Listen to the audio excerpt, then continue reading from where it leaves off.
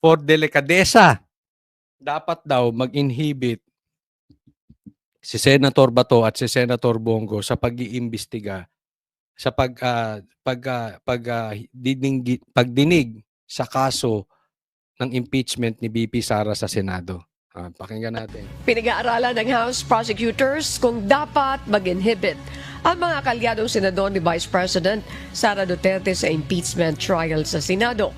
Ayon kay Manila 3rd District Representative Joel Chua, pag-uusapan pa nila ang posibilidad ng inhibition.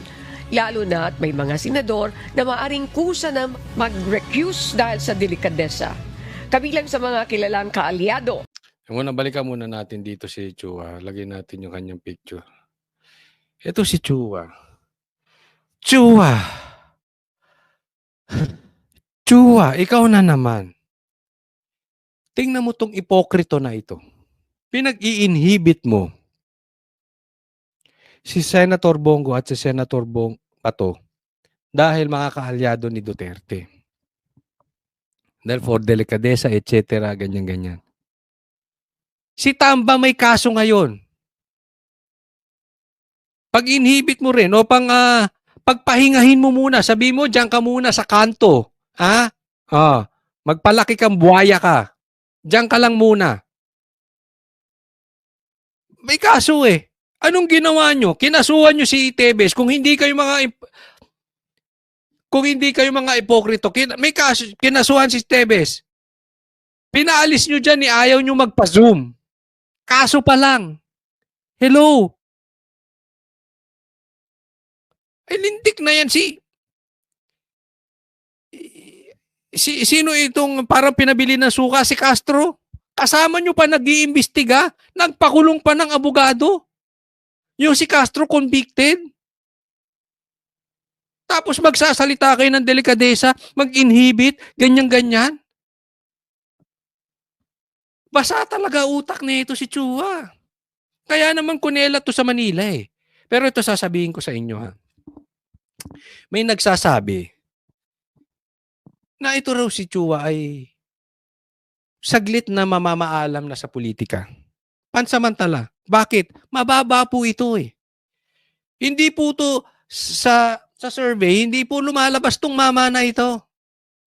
Hindi yan. Hindi po. Kaya ngayon tumutodo. Bakit kailangan nyo yung 150 million reasons? Talo na eh. Ano bang gagawin mo? Tenga ka sa bahay. Kailangan mo ng 150 million reasons. Anong sinabi ni Alvarez kanina na interview namin? Hindi po pwede na mga ito'y walang natatanggap. Yung mga pumirma, hindi pwedeng walang pabor yan. So ito, kaya nga, yung nagsabi sa akin, kaya pala tahol ng tahol to. Kailangan mag-ipon ng reasons. Idagdag mo na ang 150 million reasons dun sa pirma at kailangan pa mag-ipon. Tahol ng tahol. Bakit hindi niya na kayang ipanalo yung kanya sa distrito niya? Kulelat na yan sa Maynila eh. Kaya naman, ang gusto niyang ipanalo ay yung puso ni Tamba. Kasi pag naipanalo niya ang puso ni Tamba, Santa Claus yun, si Tamba. Naniniwala ba kayo sa akin, Santa Claus yun? Sige, pakilagay nyo dyan sa comment section. Santa Claus is coming to town. Santa Claus is going to jail. Ganon. I believe Tamba is Santa Claus. Diba? Mamamaalam na yung style na ganito. Kaya nung sinabi sa akin, sinabi yan ng politiko. Ay, isang kilalang politiko sa Maynila. Oo. Hindi ko nababanggitin. Hindi ko lelat eh. Sabi ko, kaya naman pala. Kaya dumidiskarte. So, nauunawaan niya na itong mama na ito. Okay, sige. Tahol pa, Chua. Senator Joel Chua, Pag-uusapan pa nila ang posibilidad ng inhibition, lalo na at may mga senador na maaring kusa na mag-recuse dahil sa delikadesa. Ang kapal ng mukha ng mga animal. Sila pa may gana magsalita ng delikadesa. In the first place, pasensya na ha, in the first place, magpinsan kayo. Saan ka nakakita sa Philippine history na ang presidente tapos yung pinsan is speaker? Buang talaga ito si Chua. Hindi nag-iisip. Ako tatay ko, abogado. Pero hindi ganito matalino yun eh. Ito parang,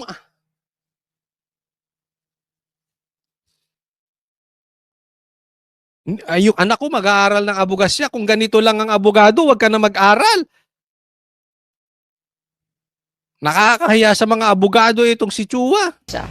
Kabilang sa mga kilalang kaalyado ni Duterte sa Senado, sina Senator Ronald Bato de la Rosa, Christopher Hindi, tsaka kung susundan natin yung kanyang argumento.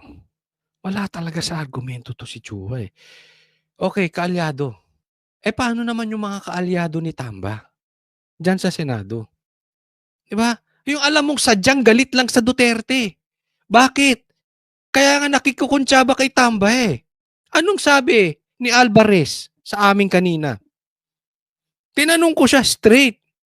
May galaw ba? May kamay ba ang presidente rito? Yes. Walang galaw ang speaker na hindi alam ng presidente. So lahat yan magkakakuntsaba. Lahat ng katarantaduhan, kalukuhan at kagaguhan, hindi po mura yan. Ibig sabihin, lahat ng kapalpakan sa lower house, nagalaw ni Tamba, may kamay ang presidente. Pupuntahan natin niya mamaya. So paano yung mga kaalyado nila? Pag-i-inhibit mo rin. Huwag na tayo maglokohan. Karamihan naman dyan, kung hindi kaalyado ni Marcos, kaalyado ng Duterte. Iinan lang ang independent dyan. Naglulukohan ba tayo? O talagang sadyang tanga lang to si Chua? Ewan ko ha, hindi ako naniniwalang tanga si Chua eh. Kasi hindi ko matanggap na may abogadong tanga. Mas naniniwala ako nagtatanga-tangahan. Bakit? Sa 150 million reasons. Lahat siya may kaalyado, iilan lang dyan. Mabibilang mo yung hindi. Si Tulfo siguro, independent. Ilan lang naman ang independent dyan. Pambihira naman talaga, oh. Ay, naku, Chua. Bongo, Robin Padilla at Amy Marcos. Sinabi rin ni Chua na itinanggi na ni Duterte ang pagbibitiw na dapat pa rin nilang isaalang-alang ang posibilidad ng kanyang resignation.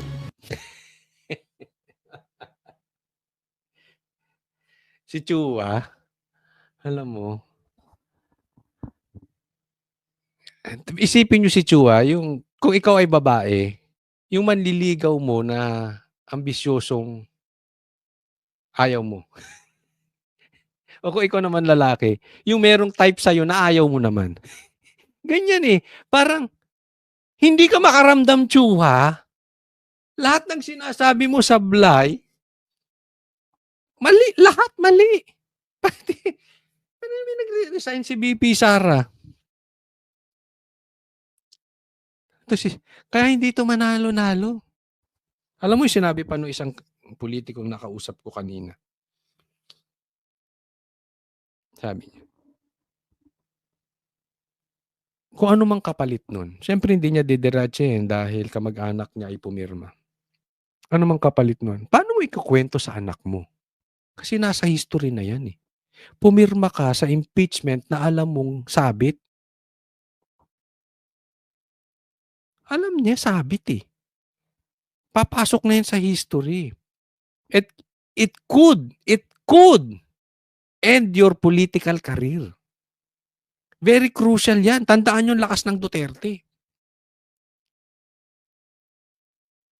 Pero still pumirma. Bakit? Kung posibleng mag-end ang political career mo and yet pumirma ka. Anong ibig sabihin nun? It should be worth it. worth it yung kapalit. Na kahit hindi ka na mamuliti ka ulit, hayahay ka na sa buhay. Petiks-petiks ka na. Gets? Yan ang administrasyon ngayon. Tinanong ko again din si Alvarez. Hindi yun, hindi siya yung nakausap ko kanina. Iba. Si Alvarez kasi na-interview ko. Tinanong ko si Kong Alvarez. Totoo ba? Yung sinabi ni BP Sara. Kasi congressman to, pag nagsalita ito, alam niya ang nangyayari sa loob. Totoo ba yung sinasabi ni BP Sara na ang may hawak ng pera ng Pilipinas ay 2 tao lang, si Saldico at si Tamba? Anong sabi niya? Hindi yan di umano. That is 200%. Kaya sasabihin ko sa inyo lahat, mga kapatid. Ito'y hindi pagmamalaki. Pero mapansin nyo, lahat po nung sinabi ko before it happened, nabanggit ko na po sa ating vlogs. Una, sabi ko, plastic tong mga ito. Totoo. Ang sabi ko, magkakakuntsaba yan. Ang sabi ng iba, nag-aaway na daw ang Romualdez at Marcos.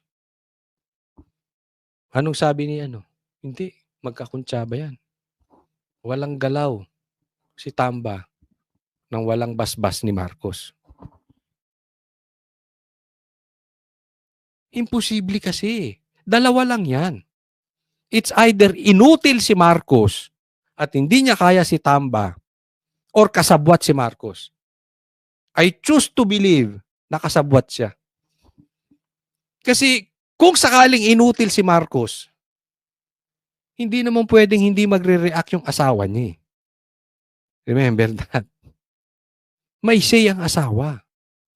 Alam natin yan. Pag ang asawa bumulong 24 hours a day. Wag nga tayo dyan. Diba? Kahit ayaw nung asawa, pag ikaw ay tinalakan 24 hours a day, and Lisa is a lawyer, kahit ganun yun, hindi siya papayag na maging inutil yung asawa niya. Mas papaniwalaan ko na kasabwat si Marcos sa lahat ng galaw. And I agree with Alvarez kanina. Kaya sabi ko nga, grabe yung mga sagot ni Alvarez. Kasi yung tanong ko sa kanya, prinidik ko na sa vlog ko. Sinabi ko na sa vlog ko. At kala mo nag-uusap kami ni Alvarez. Never kong nakatext yun. Never kong nakausap. One time lang nung nasa Davao ako, pumunta ako City Hall, nakasalubong ko siya. Kasalubong lang. Nag-hi lang ako. Pinakilala ako. Ganun lang. Tapos na, umalis na ako. So, hindi kami nagkakausap niyan. And yet, sa pool. And I trust Alvarez. Why? Sa loob eh. Nasa loob siya ng mga congressman. At malaki ang niya. Malaki ang sinugal niya rito. Bakit? Ibang kalaban si Tamba. Wala kang aginaldo sa Santa Claus. Malaki yun. More than 150 million reasons ang mawawala kay Alvarez. That is big. Di ba?